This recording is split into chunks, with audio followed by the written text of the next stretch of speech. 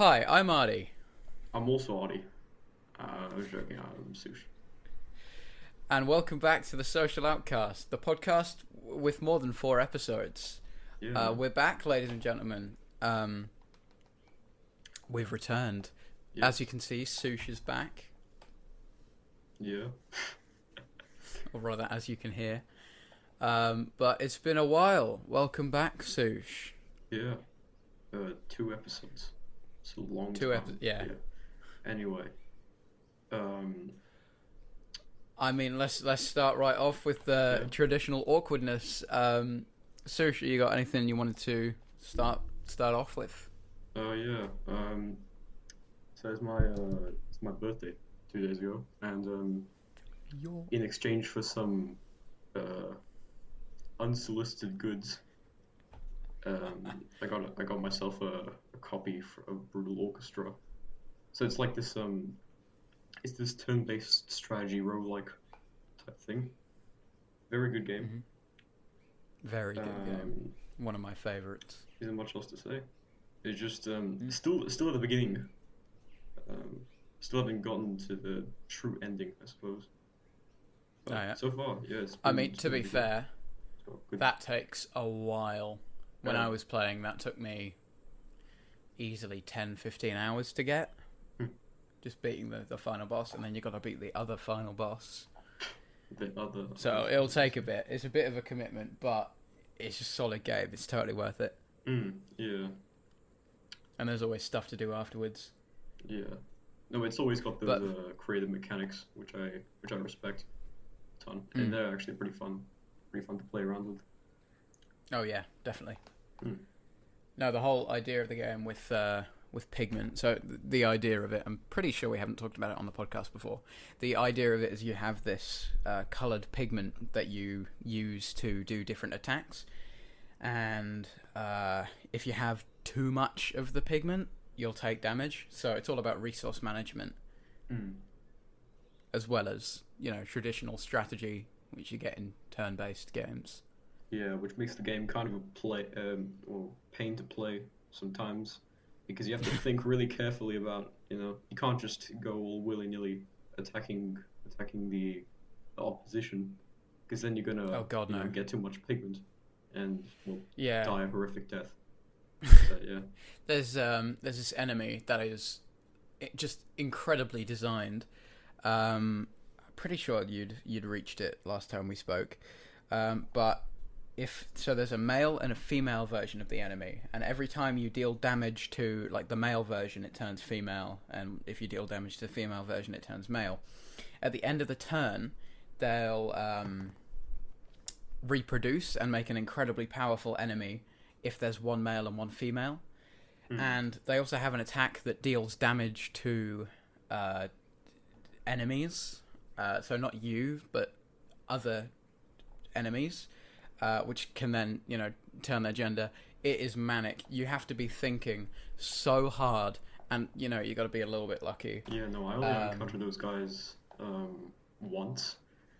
See, the way that it kind of works, like the way that the monster spawns, like, okay, so from these male and female guys, if by the end of the turn one is next, like a male is next to a female or something, they turn No, into it's if there's a male and yeah, female on they turn screen at the same into time. a zeitgeist, or yeah, basically it's a nuisance to deal with, so you don't Hmm. want that happening. It's But not to say zeitgeists are impossible to kill once they've been spawned. oh yeah, They're no, just a massive pain. yeah, I didn't know the. See, okay, so the way that Brutal Orchestra works, oh, we have to keep elaborating on the mechanics of the game, but the idea is that it's a grid with 5 lanes, and I guess the opposing enemies and or party members are aligned against on these lanes, and yeah, so a big part of the game is just moving around and trying to, take into account all the positions of the enemies and your party members. And how this ties into the Zeitgeist monster I was talking about is that, yeah, if a male and female are close to each other, then they'll turn into that monster. But I didn't know at the time that I was encountering that monster, uh, if a male and female are on like complete opposite ends of the board, it'll actually like the effect will loop around the board, like loop around the edges. And that's what kind of screwed me over. Yeah, no, they're honestly, like, as hard as they are, they're very well designed because they are. If you know what you're doing, it's not awfully difficult to avoid getting a zeitgeist. Hmm. Yeah, no, and that element of strategy is also quite apparent in almost all the other fights in the game. They definitely feel like I like it when a game is able to make each part of it or each part of a run feel like uniquely designed in a way. And I feel that each monster, I keep calling them monsters. God damn it! I played too much Dragon Quest. Enemies, I guess you could call them. Yeah. Um, each enemy feels very distinct from one another, and Yeah. yeah, oh, it's good. Definitely a well done. And the enemies that aren't design. as distinct, there's a reason for them not being distinct. They Yeah. might be in like the same subspecies, for example. Hmm. Yeah. But yeah, very, very cool game. I would, viewers, I'd advise you check it out. It is awesome. It's a bit weird to look at. It's got an interesting art style. But if you're into games sort of like Binding of Isaac, I guess, it's kind of got the same vibe. And if you're into turn-based combat games, that's a good one. Yeah. Brutal Don't Orchestra think of is it very, as like very good. yeah. It's good not to think of it as like one of those generic RPG roguelikes because it really does a lot to set it apart from its contemporaries. Yeah. Oh god. Did my laptop fan just go off? Yeah, it's going off. But anyway, God, lost my train of thought. You get the idea. Brutal Orchestra, good game. There's also a couple of other games that I was thinking of getting around my birthday. One of which Yeah, was you were on about getting Oxygen not included, right? yeah. So originally I was, I don't know, when I was a wee baby, found this this interesting game called My Colony. It's like it's pretty much just a watered down city builder Mars colony type game. It's actually Oh, yeah. surprisingly deep with all the resources and buildings you got, and also if you one tiny mistake can pretty much collapse absolutely everything. Almost feels like a factory management game in a way that you're constantly, not only micromanaging resources, but you also have to maintain everything just right. Ah, yeah. But anyway, no, I really had fun with that game, and when I heard about Oxygen Not Included, I actually saw a few gameplay videos of it. It has a similar vibe to it, especially with all these. You have a bunch of mechanics like sewage. You need to make sure that each like in the different rooms or I guess parts of the colony you have are oxygenated and everything. It's easily the best colony sim I've ever played, or like city builder-esque kind of game. I think I talked about this with Remus. I have no idea how to play it, but it's very fun just screwing around and seeing what happens. Yeah. No, definitely getting that one. I didn't get it yet. Probably gonna get it for Christmas maybe, because I already got Brutal Orchestra to keep me busy. But yeah, no. Yeah. Haven't really seen much of it yet. Yeah, no. I'd say stay blind to it in a lot of respects. I feel like knowing exactly what to do would spoil the experience quite a lot. Yeah, no, I've seen quite a bit about it, but for some reason not a lot is just coming to my head immediately when we're talking about it, but it's all good.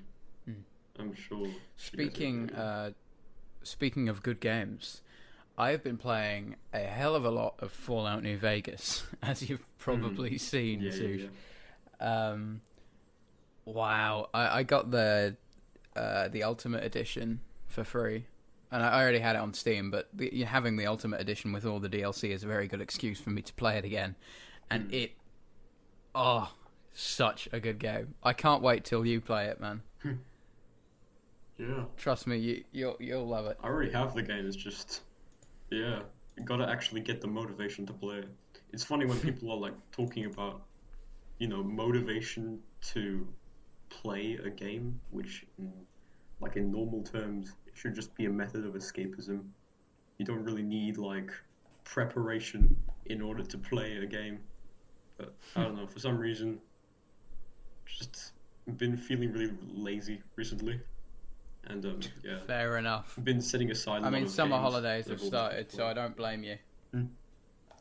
Yeah, but no, post-apocalyptic games are always really cool. I'm pretty sure we discussed the genre of post-apocalyptic type stuff on the Untitled podcast. I think we did to an extent. Mm. Yeah. Yeah. But I mean, if you're looking for post-apocalyptic games, Fallout is definitely very unique in a lot of respects.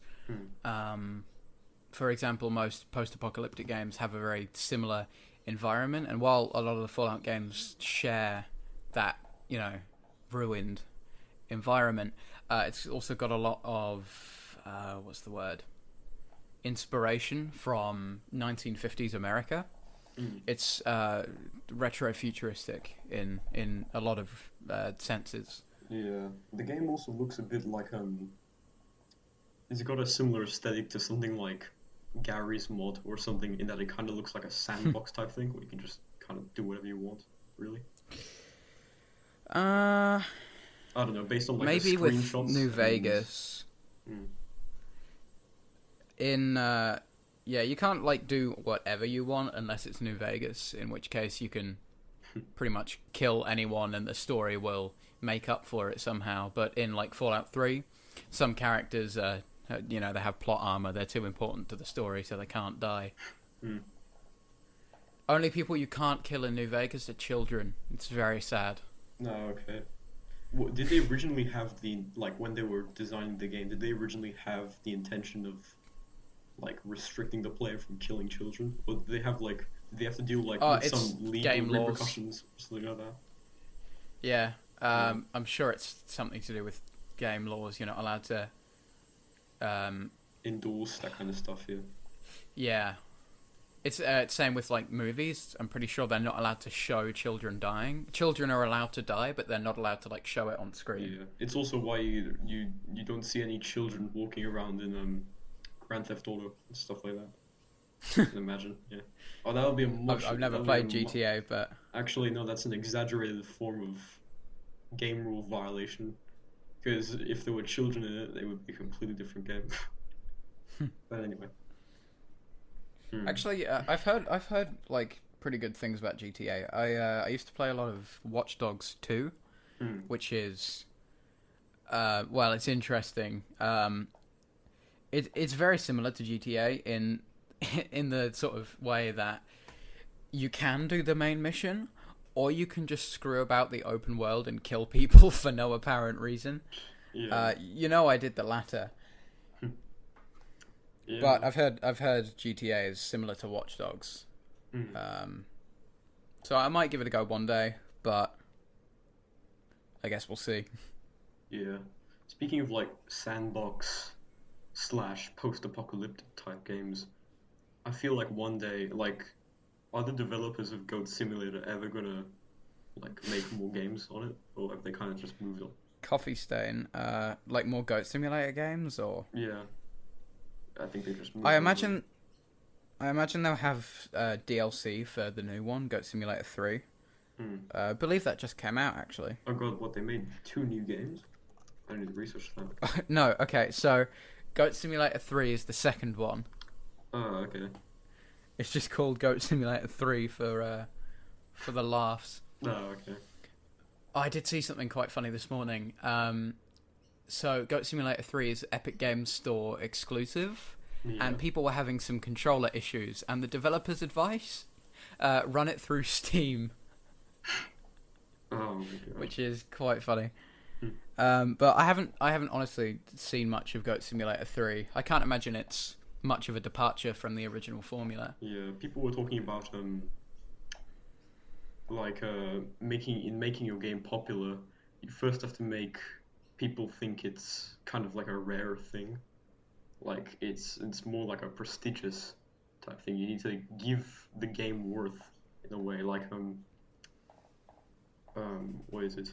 Fall Guys in the past, they only used to give the game out to like Twitch Oh streamers. yeah, I heard about that. And To then, streamers, yeah. Yeah, and then And now it's free on Epic Games. yeah, I know, but that's what originally made it so popular. Apparently, it was because these Twitch people, the the Twitch people, I'm gonna call them that.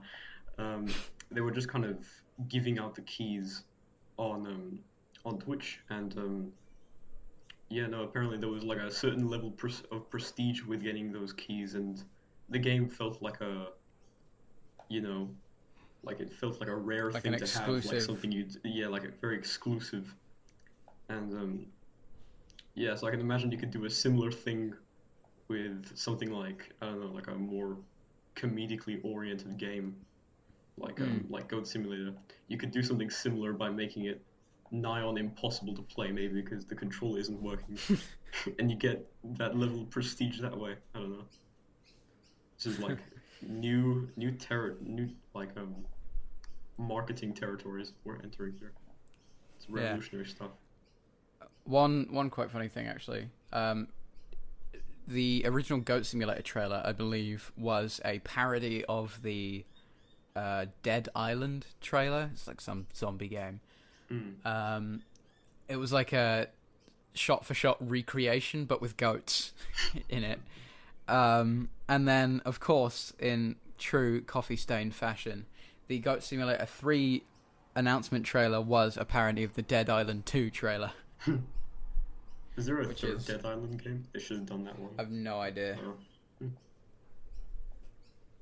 Maybe if there's a third one that's like, yes, there's definitely going to be another Goat Simulator. That's their criteria for making a new one.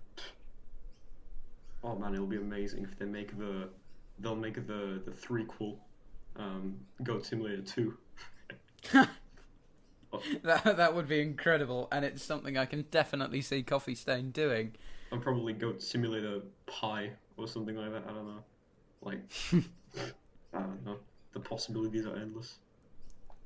Always Goat love those Simulator kind is of games. it's such a stupid game.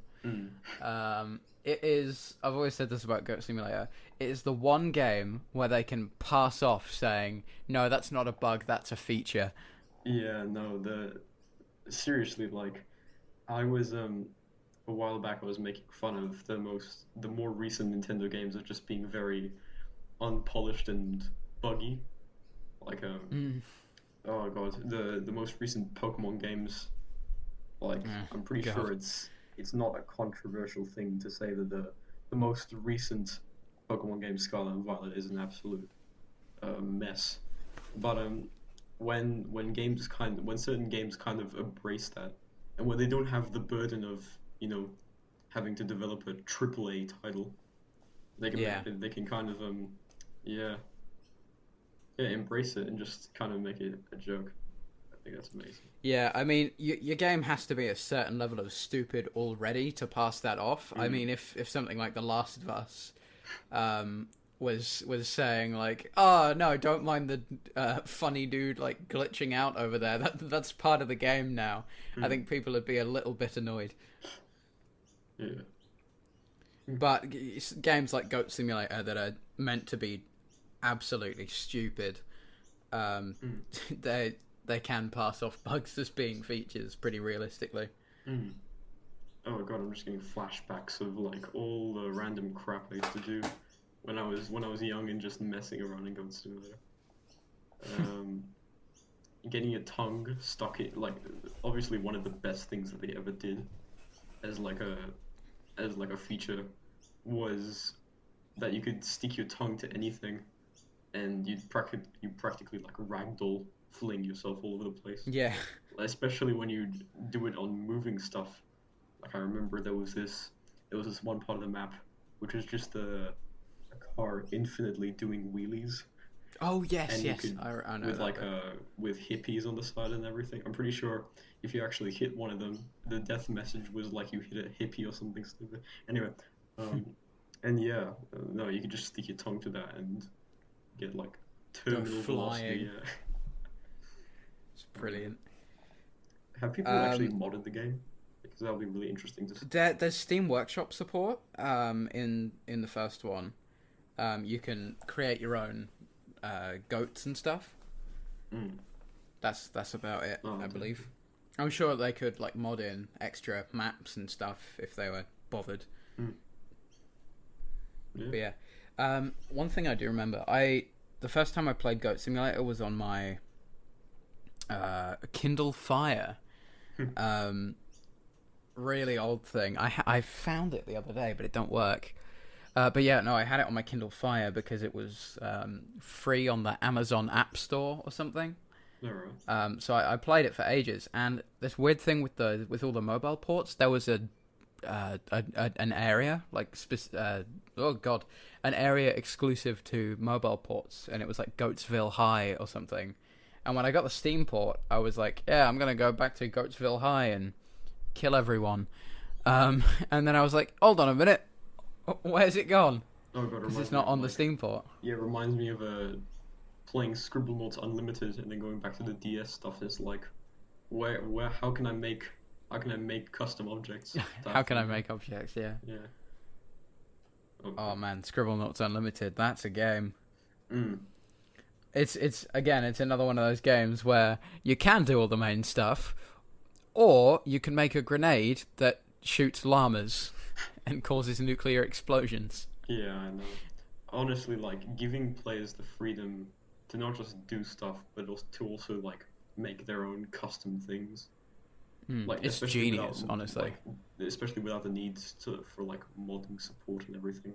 Like having an inbuilt, not just like level editors, but like to even make content for the game without even needing any modding experience. That's ideal. It's like a level editor on the next level. Mm. It's incredible.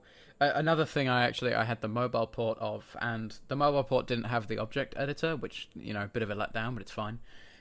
But it did have playgrounds, which were pretty cool, and something that the Steam version doesn't have. Playgrounds were just like pre-made empty maps that you could screw around in. Oh yeah. They were great. I love them. I remember. But yeah, Steam port don't have them. Yeah, in the Scribble Notes DS.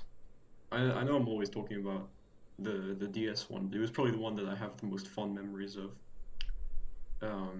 It They is also a had solid very one, similar to be thing fair. where the incentive for completing levels was that you could, like get these maps, like not just to get the main currency of the game, which I think was dollars or something stupid. It's dollars but without D. It's weird. Anyway, the incentive other than getting dollars was that you could unlock these similar playground maps when you booted up the game. And yeah, so I'm pretty sure they just kind of got the idea from there. It's still pretty cool. Probably. But yeah, Scribble Notes Unlimited, very good game. Even without like the object editor on the mobile port, it's still a banger.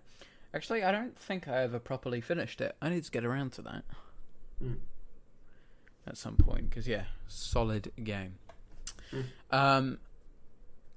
So, were you watching the Game Awards? I didn't watch it live. I watched the first 10 minutes of it, and then just kind of got bored and stopped watching it. But yeah, no, everybody's talking about the Bill Clinton kid. That is exactly what I'm leading up to. Like, not just that. Sorry if I spoiled it, but what? Dolan Darker. That guy made like a recap video of the whole the thing. nutshell video. Yeah, no, it's honestly worth it to just watch that without the context. So much better. No, but he was right in the fact that God of War Ragnarok won almost every Won everything. Yeah, I know, even Play of the Year and shit. But yeah, no, I didn't nominate God of War Ragnarok. I don't think it was very fair because I didn't actually play that much of the game. Do you have the game? Yeah, I do have the game actually. Well, my dad has the game. I'm pretty sure we have it on our PS4. Quite good. I just thought the graphics looked amazing. Yeah. who were the guys who made it? Santa Monica, I think. Yeah. I have no idea. I've no experience with God of War at all. Yeah. But they know their crap. It's good. But yeah, I'm not sure if the awards they won exactly were well deserved, or if the ones that I nominated. They won like what was it? Innovation in accessibility. They beat Monkey Island, which I was devastated about. Does Monkey Island actually have any like? Does it even bother to be accessible? Well, yeah, I wouldn't call it innovative, but it's Monkey Island, isn't it? Yeah. Oh god, that reminds me. No, I didn't know like any of the other games on there, or hadn't played any of the other games on there, so I just voted Monkey Island. Innovations in accessibility actually kind of reminds me of this one. Okay, so there's this, you may be already familiar with it, but there's that YouTube channel called Game Maker's Toolkit. They actually have a series on accessibility, and I think at one point they were talking about God of War Ragnarok somewhere, but I just don't remember which video in that series it was. But, right. Anyway, yeah. Oh, and they were saying at the Game of the Year awards, like, oh, if God of War Ragnarok had come out a few months earlier, it would have been a real contender. So I don't know, just be funny if God of War just won every single award there. But yeah, with the Game of the Year, if you don't already know, they announced the Game of the Year. It was Elden Ring, and some random French kid got up off his chair on the front row and snuck up onto the stage with the Elden Ring devs. And after they'd accepted their award, he just goes up to the mic and he's like, "Hello, everyone. I'd like to nominate this award to my Reformed Orthodox Rabbi Bill Clinton." I think he was just saying. And then he was, he was arrested later. He was detained, and I'm 90% sure no one knows why he did it or who he is. So quite funny. Like, have the police it's even my managed theory to like identify them? Or no? I have no idea.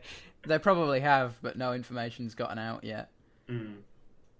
I hope we get more elaboration on the story soon. You did talk about it. You did discuss this, but it's a bit weird that nobody really noticed or seemed to care that he was just walking up on stage along with the actual Elden Ring guys, representatives. Which I just think is hilarious. Props to him, though. It's my theory that the Game Awards paid him to do that as a publicity stunt. I feel like there's always like one thing every year that the Game Awards gets memed on for. Last year it was like someone said like Genshin Impact or something. I'm sure there was something else. But I bet they just like pay people extra money if they can screw up and get memed on. Hey, at least they're not like E3, which is like considered a cringe fest. Like, every E3 you see YouTube videos being uploaded of like cringe compilations and everything. But at least the Game Awards are like actually quite decent to listen to or watch. Yeah, at least, It's very professional actually. The Game Awards. This was my first year properly watching it. I didn't watch all of it. I watched like half of it, probably a bit less than that. But it was really cool. It was a lot like most other award ceremonies. Yeah, no, it's good to give respect to people who've been putting so much effort into their creative works. And I feel like games sometimes do get a bit they do get left unappreciated sometimes. So yeah, it's cool that they managed to pull together this award ceremony type of thing. Yeah. Apparently it's been going for 9 years, like only 9 years, which I was quite surprised by because they have like a huge stadium for it. Obviously they got like thousands of people. They were giving away a Steam Deck every minute or something. I would have loved to apply for that, but they're not producing them here in Australia yet, which is a huge shame. How much did they cost? Like, plus shipping? Well, like I said, you can't get them over here, but I believe they're like $300 to $500. Like, I assume you get one from, like, eBay or something like that. I don't know. From Australia. The only way I can think of actually getting one here in Australia is by shipping it via one of those companies that brings it to a warehouse and then ships it to you. I forget what they're called. It's something, but that way you can have American exclusive items shipped to countries where said items don't typically ship. Yeah. I mean, yeah, no, I'd really like one. It's one of the only consoles that I've actually been interested in getting for, well, since the Wii U. So, yeah. It does look cool. It's got a lot of cool looking features, and I'd love to give it a go at some point. So hopefully they actually start bringing it out to Australia soon. Oh man, speaking of stupid consoles, did they actually like end up manufacturing and selling the KF console thing? Like, not yet. It's been pushed back. I'm keeping a keen eye on the KF console. No, it was supposed to ship, I think, mid this year, but it never ended up doing so, and they've had to push it back to either next year or 2025. Again, it just kind of seems like a huge publicity stunt. So it's at least funny to know that they're actually like dedicating themselves to it. Yeah, no, I genuinely don't know if this is like a massive troll on KFC's part, if they're just like saying they keep pushing it back and it never comes out. Oh yeah, they do have some pretty weird marketing strategies. I'm not going to get into them, but you've probably seen some of them.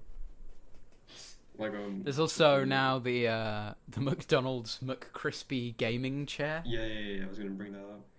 Oh my god. So if more companies start doing this, you'll be able to have an entire fast food gaming setup, which is brilliant to think about. Yeah, all you need is just the. Well, depends. It's a console, so really all you need is just a controller, and you're set. Like you got the gaming chair, you got the controller, you got the console. I guess you also need a monitor as well. That's a full gaming setup. Have like the Burger King monitor, and the what other fast foods are there? The Red Rooster controller. Yeah, that I genuinely wouldn't mind having all that. Oh, actually, I keep getting these spam texts, just like on WhatsApp, and I love seeing them. Obviously, they're all robotic. They never read my replies, but I always reply to them with something stupid. Like, one of them was like, hey, do you want a job? It's got $5 million hourly pay, something ludicrous like that. And I just responded with, hey, bro, did you hear about the McDonald's gaming chair? Did they reply? They did not. It was not even delivered. So. And then I got another one, and I just responded with, oui, croissant emoji. They're gonna think that they probably sent those messages to the wrong audience or something like that. The wrong country. And there was a spam call I got, and I picked up, and I was like, you're right, bro. And he was like, hello, your computer, it has a virus. No, it was like, we are calling from Commonwealth Bank. And I was just like, oh yeah, gee, how you doing, bro? And then he just hung up for no reason. Yeah, he realized you want an 80-year-old grandma. He realized I wasn't 70, yeah. And I was like, damn it, I can't scam this guy. I don't have any experiences with scam calls or the like. Don't really sign myself up for those kind of opportunities. But yeah, no, I can imagine they can be hilarious to deal with. I've often heard that the best way to deal with them is to just not reply at all. But so if you just like don't want to deal with them, don't reply to them. Otherwise, they'll like mark your number or email as active, and then you'll get more spam calls. But if it's usually on email, if you have like an alternate email where you can redirect all your spam to, that's pretty good. I know a few comedians that often respond to spam calls. James Veach is one of them. He's brilliant. He's done a couple of TED Talks on it. Yeah, but people like make an email specifically for receiving spam and then respond to said spam to, you know, try and get a laugh out of it. Yeah. It is very funny. I've heard of quite a couple of instances of that. Yeah, hilarious. I'd recommend, if you haven't watched it, looking up James Veach spam emails or scam emails. Yeah, no, I think I've heard. Very funny. I've seen quite a few of them. Yeah, no, I'm trying to remember one, but I just watched them so long ago. I don't remember it. Too bad. I have to catch up on those, because from what I remember, they were quite good. Like, not very fitting of a TED Talk, but still. Yeah, no, I don't know what Ted's on. When will we meet Ted, by the way? God, yeah, some of the naming schemes for certain companies just like, what? Seriously, Ted's. Why? Who is Ted from Ted? I don't know. How would you query Google to figure out if, like, why TED is called that way? Like, why are TED Talks called? Why are TED Talks called TED Talks? I was gonna say that. I was thinking there was a more sophisticated way to answer to ask that. Well, it's actually an acronym. It stands for Technology, Entertainment, and Design. Interesting. Huh? What's the X stand for then? TEDx. I don't know. Extra? Who knows? Yeah, probably. Changing topics. This is old news by now, but at the start of 2022, Winnie the Pooh entered the public domain, the original book by what's-his-face. And someone has decided, you know what would be really befitting of the Winnie the Pooh franchise? A slasher movie. Because of course. So now we have Winnie the Pooh Blood and Honey coming in cinemas, I believe, next February. Oh, man. Alongside Cocaine Bear. Yeah, I didn't think we could actually talk about that here. That's okay. Yeah, Cocaine Bear. Very good. The trailer for that came out. Pretty sure I sent you it. We'll have to try and get some of the guys and go watch it if it's not like R18 plus. I think it is R18 plus, but yeah, that's a shame. Too bad. We'll just like find it on a streaming service then. We'll pirate it. Pirate it, yeah. Cocaine Bear and so it's called Winnie the Pooh to Blood and Honey. What's the premise? They both look ludicrous. So in Winnie the Pooh Blood and Honey, the idea is Christopher Robin has abandoned the 100-acre woods and left all of the animals there in the dust. Apparently he like brought them food or something in the books. So without food, they now have to fend for themselves and have resorted to their animal instincts. So because it's only the original... A.A. Milne, that's it. That's the author. Because it's the original book that's in the public domain, not any after, and not the Disney stuff, they have a lot of restrictions. For example, they can't include characters like Tigger, who appeared in the second book. Oh, right. Because he's still technically copyrighted until next year. And they also... they can't depict Winnie in a red shirt. Oh, yeah. Because Disney owns copyright over that. Oh my god, Google, shut up. Because Disney owns... Shut up, Google! What's happening? I know you have a reminder for me. Oh, right. It keeps shouting at me, telling me it has a reminder. I keep trying to shut it up, and then it just comes back to life. Sorry. Disney still has ownership over Winnie the Pooh in a red shirt. It's very, weird. Copyright laws are very weird. But yeah, Winnie the Pooh, Blood and Honey, and funnily enough, I believe Mickey Mouse enters the public domain next year. Yeah. Like, I'm pretty sure it's the entire Mickey Mouse franchise, not just the character. So pretty crazy. No, I think it is just the character. Mm. Oh, I don't know. Actually. I heard it was the franchise. I don't know. I'm gonna have to search that up. Oh, I could Actually, be it's wrong. a little bit. I'm gonna have to search that one up. It's fine. But yeah, I can't wait for Mickey Mouse in Steamboat Killy. Oh yeah, man, that's gonna be the sequel. Apparently, Bambi also enters public domain next year, and the same people behind Blood and Honey are working on the same movie but with Bambi instead. A little bit uncreative, you know. It's funny when you do it once. I feel like if they keep doing it, it's going to get a bit boring, but whatever. Yeah. Each to his own. I may be a bit wrong in this, but I'm pretty sure multimedia giants like Disney have almost complete control of the copyright system, so they can pretty much just delay the date at which certain characters or intellectual properties get uncopyrighted, if that makes sense. Like, they lose their copyright status. That sounds about right. I did hear something about Disney paying a bit of money to alter copyright laws. Yeah, like originally it used to be, what is it?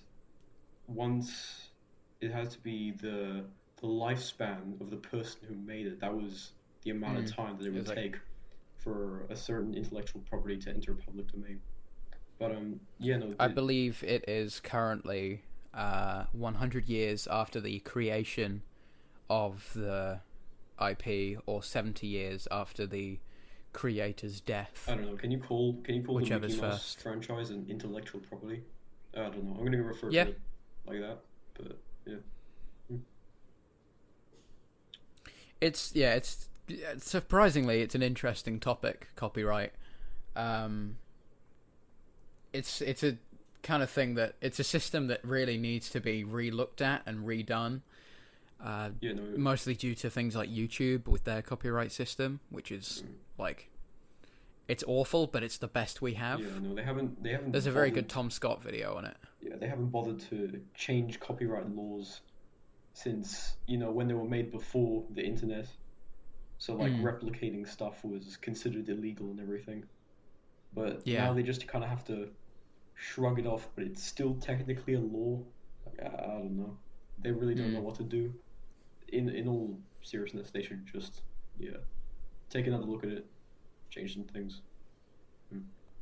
Yeah, but I mean, realistically, that's gonna happen almost never. Yeah.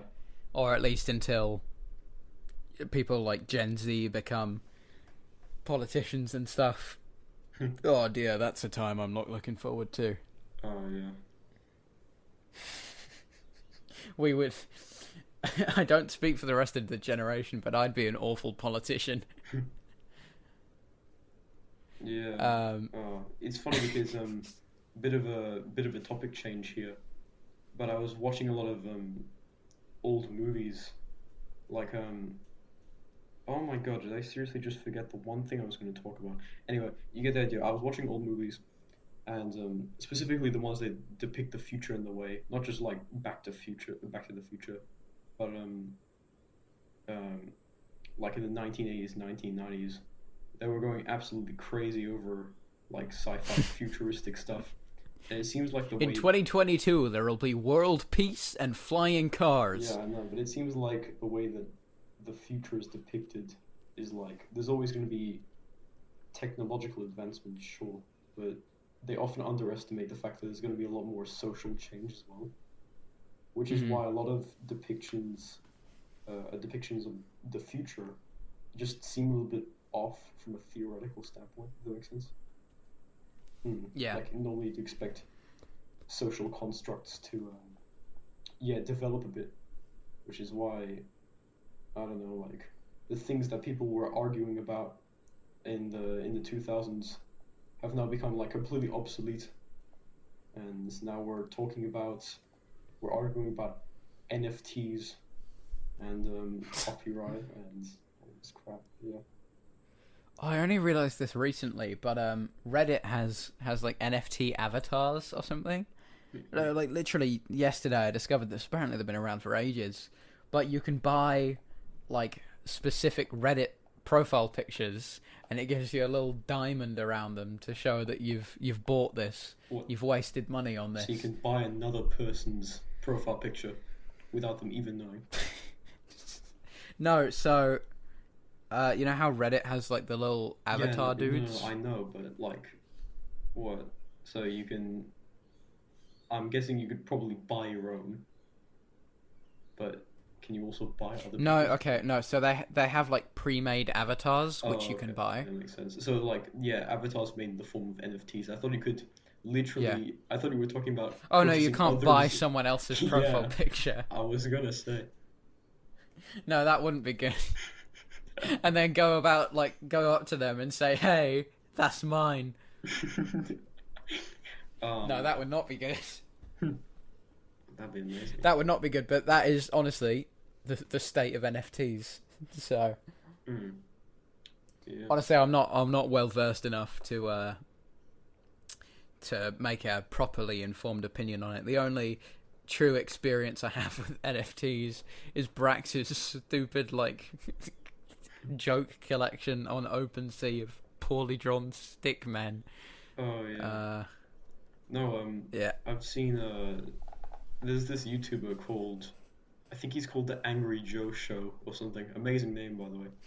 And recently he's just been making a lot of rant videos about NFTs. And yeah, probably my most favorite one is where he like reacts this video of someone going up to a vending machine where you can actually like purchase packets that have codes which you can then register online to get an NFT. And the weirdest part about this is that you aren't buying an image of an NFT. You're just buying a color, a specific like What? So there's 16 million different colors, right, with the RGB color palette. So with this service, you can literally get an NFT of one of the 16 million colors. It's just that color, and the one depicted in the video was just like, it was just some azure blue or something like that. And Jesus. your boy Joe was going absolutely crazy over the fact that some guy just bought the color blue. Like, this is the state Well, of I mean, society, man. they don't own blue. They own like the 16 by 16 pixel canvas filled with that color of blue. Mm. Oh, God. Yeah, there are definitely some cool parts to NFTs, like the idea of the fact that you own the image almost. That's pretty cool in concept, and the fact that the good NFTs that have actually like had time put into them. Artists are getting more money for their work, it's a good thing. Yeah. But then you get the copy pasted pictures of monkeys. Oh yeah. So- No. NFTs are certainly an interesting business practice to talk about.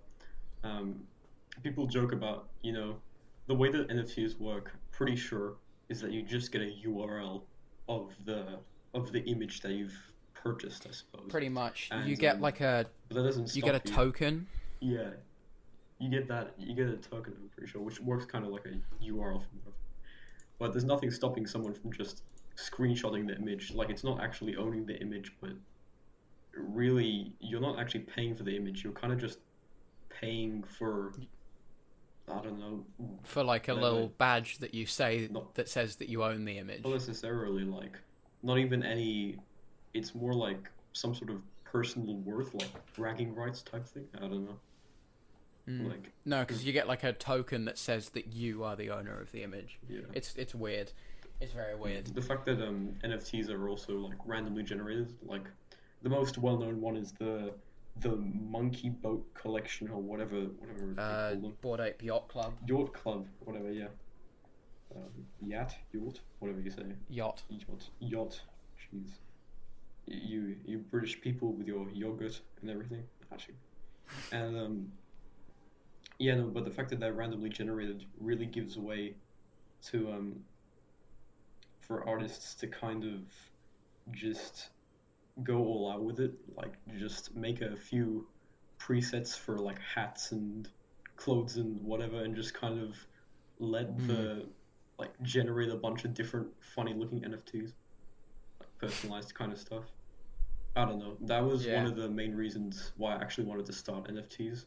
Like I actually just want to make a few NFTs, Marshmallow Men NFTs, as a complete joke. I never told you guys about it, but I wanted to do it. But yeah, no. One, I'm lazy, and two, yeah, no, I just didn't want to get into that. If that makes sense. Yeah.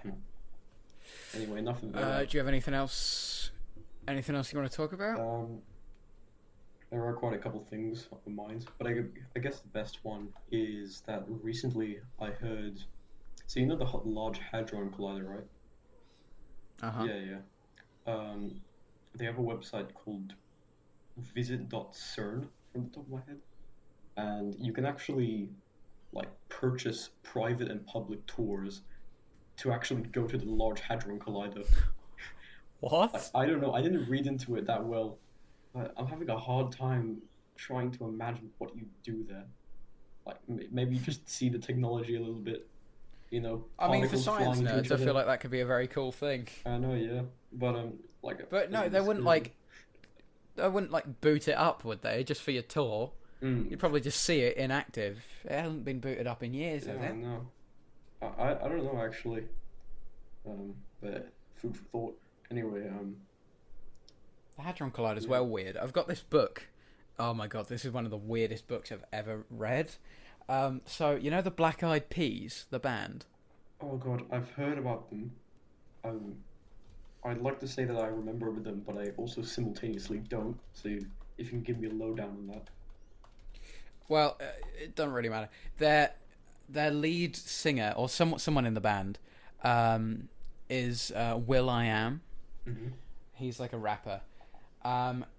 Him and some guy teamed up to make this book called Wizards and Robots, or War. All right. It's this very crazy time-traveling novel about, you guessed it, wizards and robots, where if I'm remembering correctly, the instrument of time travel is the Large Hadron Collider.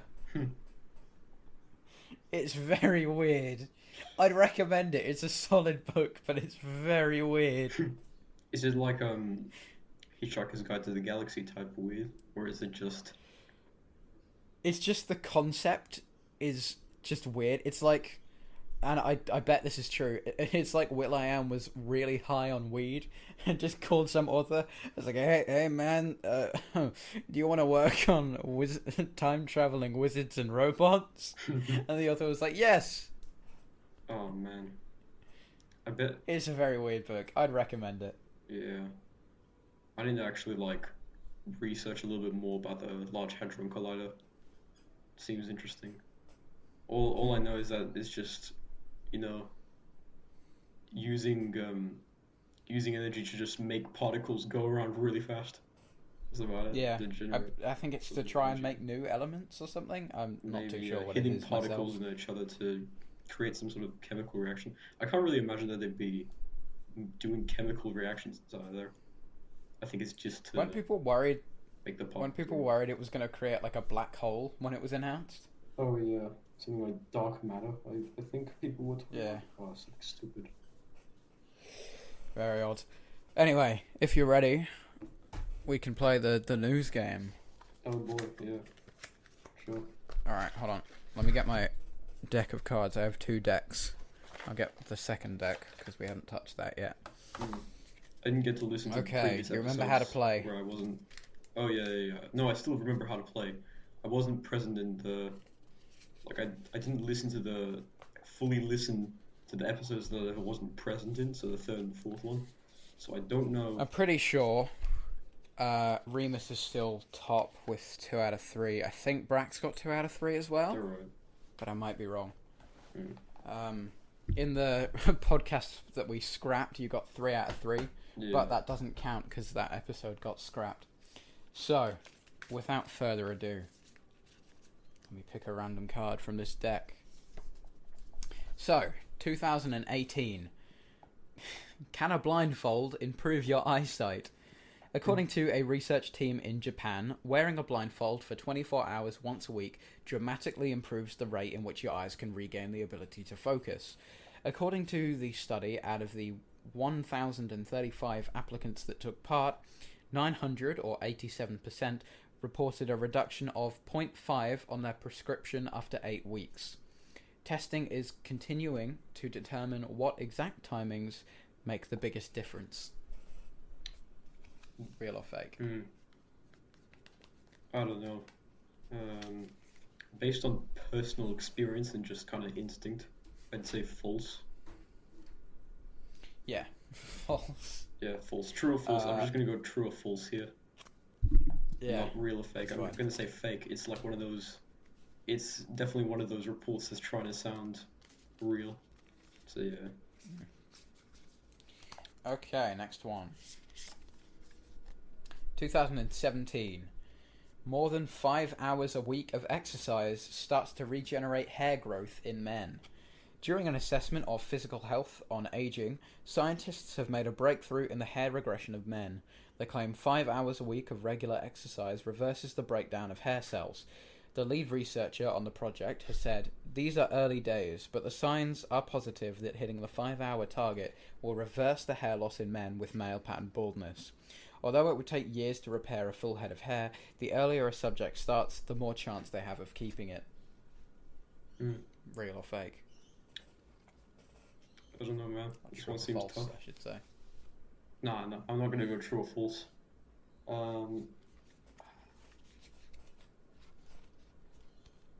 Don't want to say fake again, but I also don't want to say real again.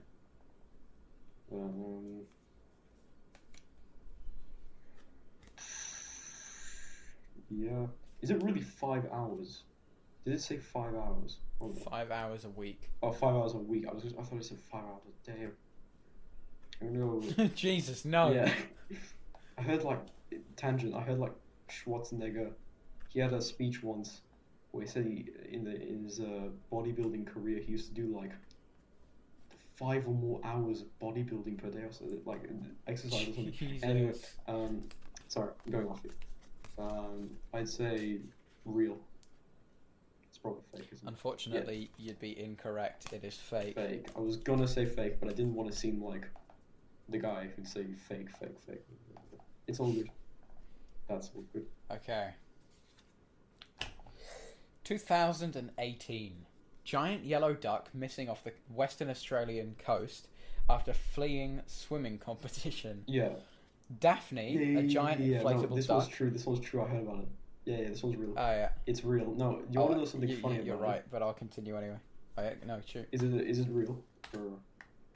Yeah, It's real. No, funny part, I actually did a school project talking about it. So I know about Oh, wow. it. Yeah. Oh god, I was really invested in like researching it. There were like stories from people who were like trying to rescue the duck and everything. Oh man, brings me back. Here, I'll read the rest of the article. Daphne, a giant inflatable duck, is missing off the coast of Western Australia after strong winds whisked it into the Indian Ocean. Fishermen have reported sightings of Daphne, including a group who saw her 15 kilometres west of Rottnest Island soon after she broke free. The club said it was offering a reward for Daphne's safe return, swimming merchandise and free entry into next year's swim. It's like Remus in that episode. He'd already heard about the article in question. But yeah, what a coincidence. Anyway, if you've not got anything else, we can wrap up. Could probably save some of my other stuff for whenever I return. So yeah. Alright, that's it for me. Alright, well, thanks everyone for watching. If you've enjoyed, if you're on YouTube, leave a like, subscribe. If you're on any other platform, leave a rating, preferably of 5, but, you know, whatever suits you. You can find Soosh on volugula.itch.io. Any other plugs I'm missing? No. I mean, plug all. Alright, and you can... It's all good. Yeah. And you can find me on YouTube as Artie B. So, once again, thanks for listening, and we'll see you in 2 weeks' time. Goodbye. Goodbye.